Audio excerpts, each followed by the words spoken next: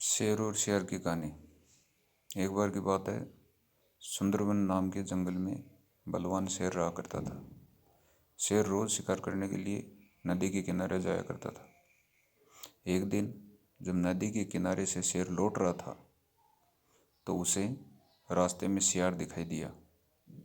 शेर जैसे ही सियार के पास पहुंचा, सियार शेर के कदमों में लेट गया।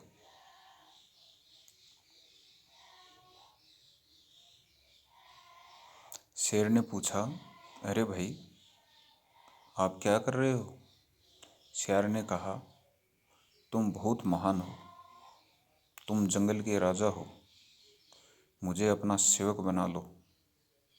मैं समर्पण और भक्ति के साथ आपकी सेवा करूंगा। बदले में तुम्हारे शिकार में से भी जो कुछ बचेगा उसे खा लूंगा। शेर ने सियार की बात मानी और उसे अपना नौकर बना लिया। अब जब भी शेर शिकार के लिए जाता तो सियार भी उसके साथ जाता था।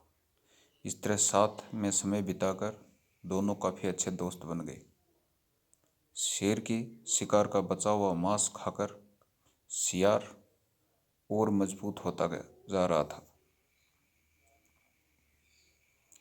एक दिन सियार ने शेर से कहा, अब मैं भी तुम्हारे समान बलवान हो गया हूँ, इसलिए आज मैं हाथी पे आक्रमण करूँगा।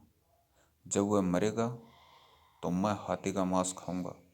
जो कुछ मांस मेरे पास से बच जाता है वह तुम खाओ। शेर ने सोचा कि सियार दोस्ती में ऐसा मजाक कर रहा है, लेकिन सियार को अपनी ताकत पे बहुत घमंड था। सियार पेड़ पर बैठ गया और हाथी की प्रतीक्षा करने लगा। शेर को हाथी की ताकत का अंदाजा था, इसलिए उसने सियार को बहुत समझाया, लेकिन वह नहीं माना।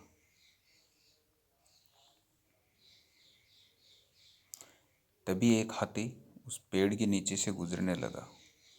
सियार हाथी पर हमला करने के लिए उसके ऊपर कूदा, लेकिन सियार सही जगह पे नहीं कूद सका और हाथी के पैरों में गिर पड़ा।